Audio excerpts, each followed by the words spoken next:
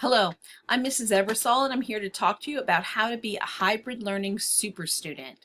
This is advice for students and their parents on how to be successful this school year as we undertake this new way of learning called hybrid learning. So let's get started.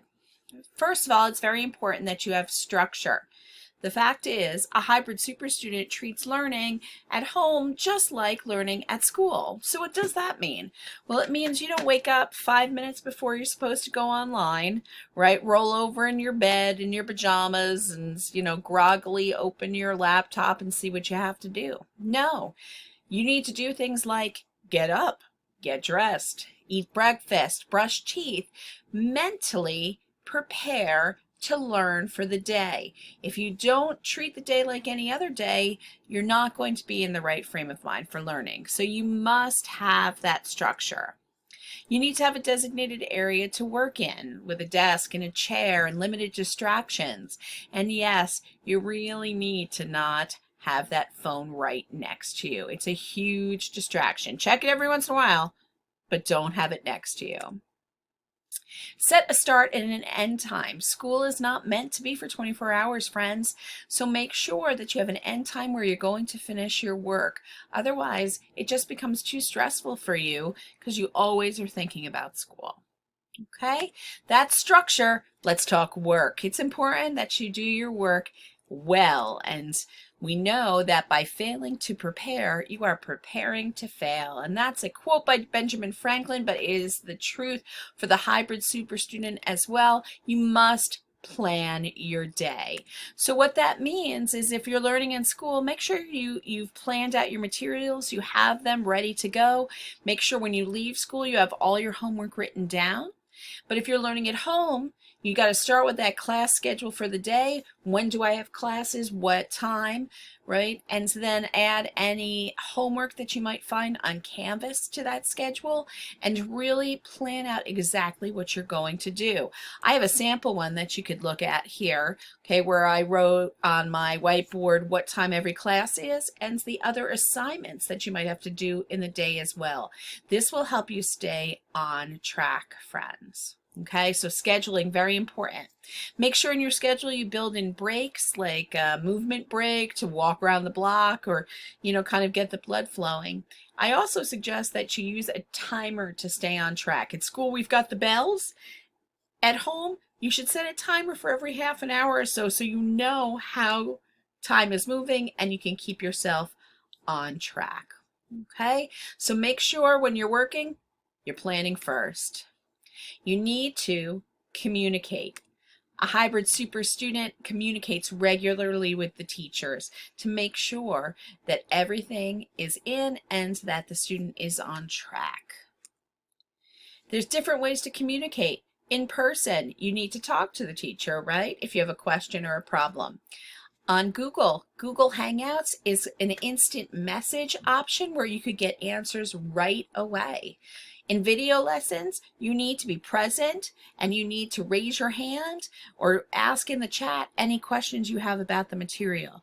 You must communicate with your teachers. One area that the hybrid super student is very good at is email. It's imperative that you check your email every day, friends. And if a teacher emails you, you must respond to that teacher email within 24 hours. You cannot ignore a teacher email, okay? Even if you write back to say, got it, Mrs. Ebersol, but you cannot ignore it. So make sure you're checking your email once, preferably twice a day, and responding to any emails you receive from your teachers. Okay, communication, very important. Let's talk about reflection, very important part of being a super student. A hybrid super student checks and reflects on his or her work so tomorrow can be even better. If you keep doing the same thing every day and it's not working for you, that's just a recipe for feeling really crummy. Okay, you want to make sure you spend some time thinking about what you did and making sure you're on track. At the end of the day, check and double check your work. Look at Canvas. Look in your email. Look on PowerSchool. Make sure you've turned in everything you need to turn in and that you've done that correctly. Okay? But then ask deeper questions. Reflection questions take your learning supersonic by allowing you to reflect on what you've done and do it better the next day. Did I follow my plan? What will I do differently tomorrow? What went well today? What didn't go so well today? These are great questions for you to ask yourself, and parents, these are great questions for you to work through with your child. Okay? Lastly, celebrate. Hybrid learning is new. It will be difficult at first. Hybrid super students pause to celebrate how awesome they are and how they are growing as students. What does that mean? Here's some celebration ideas. Give yourself a reward. If you've done all your work and you're all finished, give yourself 10 minutes of YouTube to watch. Discuss with your parents or your siblings or somebody else what you've learned. It'll help you remember how much you accomplished. List everything you did in a day. Get specific. I bet you the list will be really long and you'll feel really good about yourself.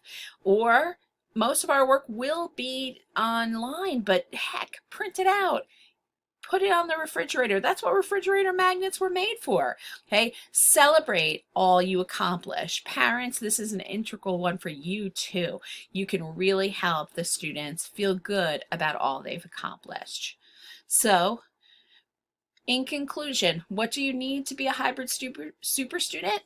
Structure, planned work, communication, reflection, and celebration. You can do it, friends, and please remember that your teachers are here to help you through this time.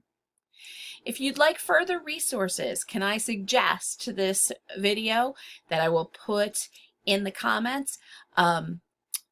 This video by Dr. Nancy Sulla. I got many of the recommendations in this video from her work, 8 Elements of a Home-Based Learning Environment.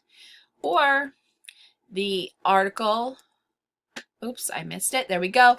By Emma Pass, called When Schools Shut Down, Parents Are Learning Coaches. And again, I'll put the link in the comments.